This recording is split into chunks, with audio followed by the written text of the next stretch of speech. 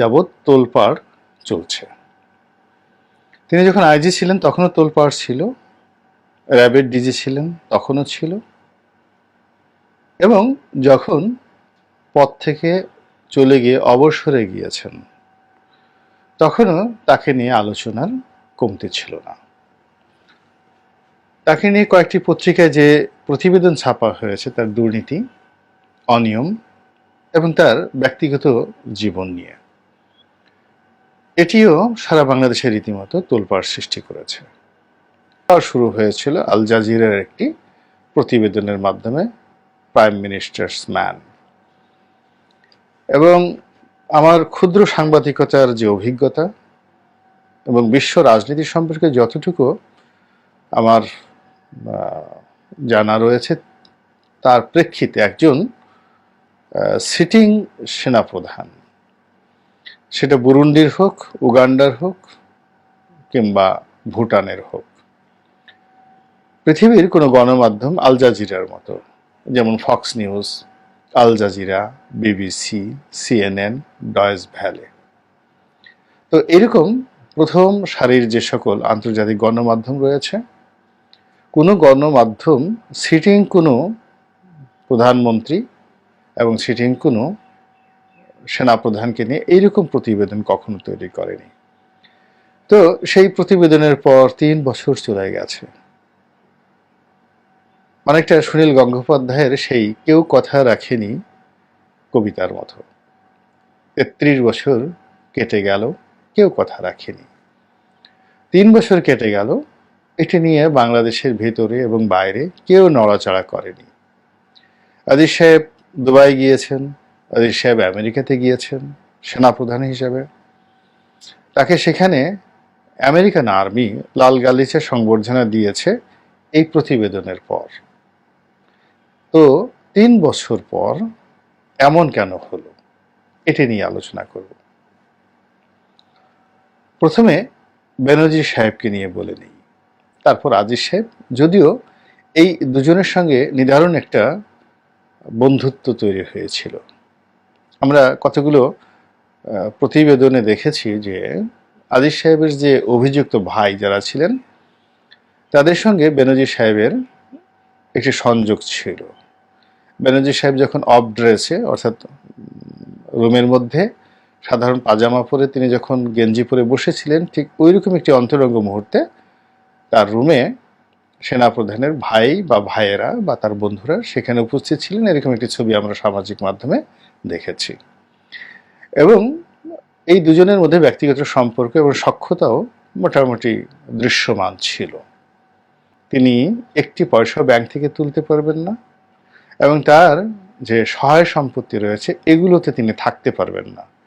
তার সেই সুখের প্রাসাদটি প্রায় 10,000 স্কোয়ার ফিটের বর্গফুটের গুলশানে তার যে মহামূল্যবান একটি অ্যাপার্টমেন্ট রয়েছে, যেটি তিনি হাতিল কোম্পানি থেকে বহু কোটি টাকা খরচ করে এটি তিনি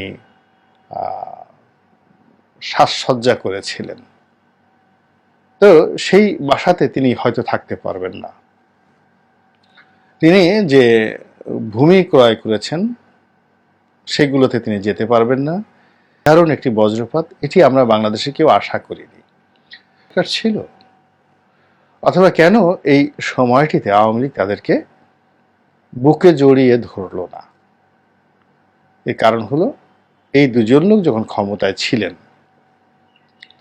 তারা ঠিক সেই সময়টাতে, তিনি যখন মেট্রোপলিটন কমিশনার ছিলেন, ঠিক তখনই তো বোধহয় 2014 সালে নির্বাচন হলো।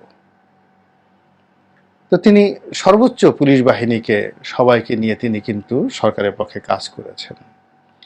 আর 2018 সনের যে নির্বাচন, সেখানে জেনারেল আজিজের যে ভূমিকা, অসামান্য ভূমিকা, পুরো সেনাবাহিনীটিকে নিউট্রালাইজ করে মাঠে পাঠিয়ে একটা আইওয়াশ করে পুরো সেনাবাহিনীকে ছোট ছোট ব্যারাক, অর্থাৎ তারা যে দায়িত্ব পালন করতে গিয়েছিলেন সেখানে তাদেরকে বসিয়ে রেখে পুরো নির্বাচন কর্মটির যে শৃঙ্খলা রক্ষা, এটি সেনাবাহিনী তখন পুলিশের হাতে ছেড়ে দিয়েছিল।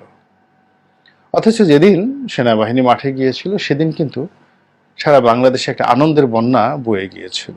সেনাবাহিনী টহল দিচ্ছিল, আমি একজন প্রার্থী ছিলাম, আমি আসার স্বপ্ন দেখছিলাম এবং আমার ওই এলাকাতে যারা সেনা কমান্ডার ছিলেন তারা বিএনপি লোকদেরকে খুঁজে খুঁজে বের করে বলেছেন যে আপনারা মাঠে কেন নামছেন না, মাঠে নামেন, বিএনপি প্রার্থীর পোস্টার কে ছিঁড়েছে, এই সমস্ত প্রশ্ন করার পরে উইদিন 1-2 ঘন্টার মধ্যে পুরো নির্বাচনী এলাকার চেহারা পাল্টে যায়।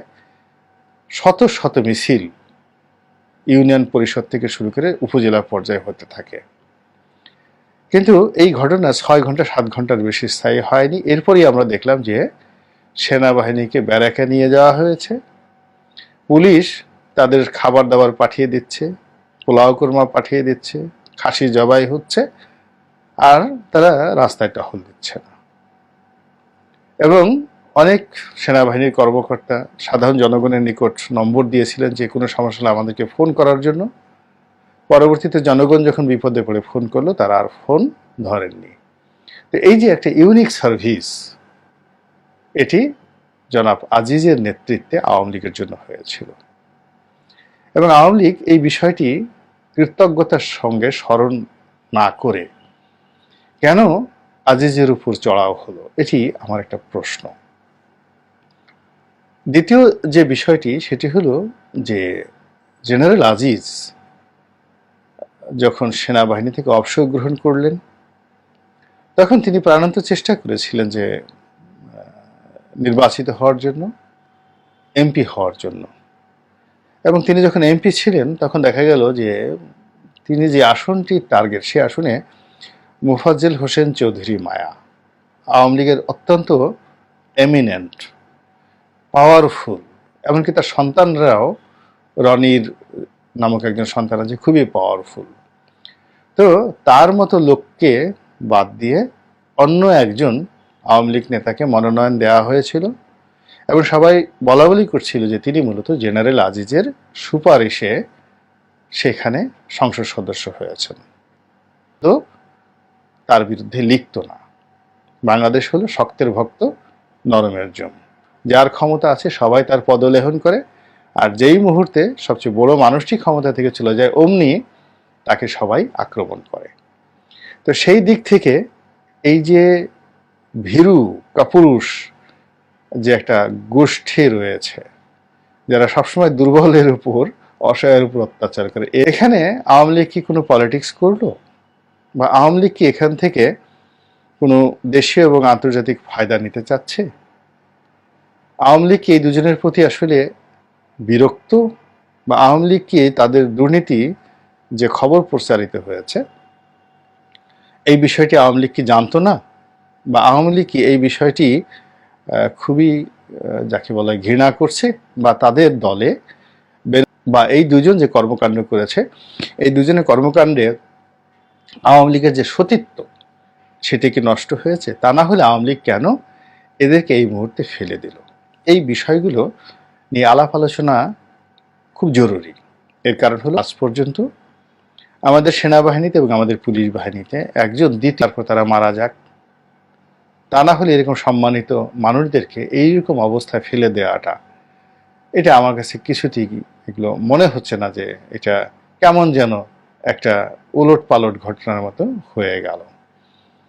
বরং আওয়ামী লীগ যদি তাদেরকে আশ্রয় দিত, প্রশ্রয় দিত, তাদেরকে রক্ষা করতে, আওয়ামী লীগের কিছুই হতো না। যেখানে একটা পুরো ডামি ভোট হয়ে গেল এবং সেই ডামি ভোটের ভিত্তিতে একটা সরকার হয়ে গেল, যেখানে বাংলাদেশ ব্যাংকের রিজার্ভ চুরি হয়ে গেল, ব্যাংক থেকে যেখানে লক্ষ কোটি টাকা লোপাট হয়ে গেল, সেখানে এদেরকে মেরে এদের তো এমনি তারা মরে গিয়েছে, তাদের এখন কোনো ক্ষমতা নাই। তাদের ক্ষমতা ছিল যখন তাদের ঊর্ধ্বে ছিল, এবার ইন পাওয়ার।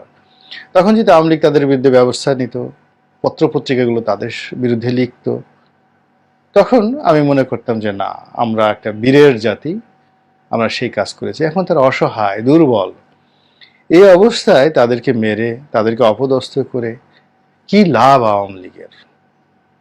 এটা আমার মাথায় ঢুকছে না।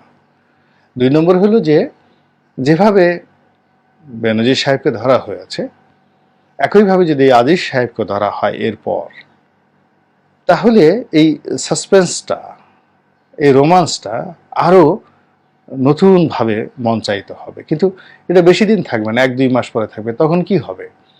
আজিজ এবং বেনজিরের যে এক্সটেন্ডেড ভার্সন, সেই ভার্সন লোকজন আশা করবে। যেমন শাহরুখ খান জওয়ান সিনেমা করলো, বা 3 ইডিয়টস করলো আমির খান।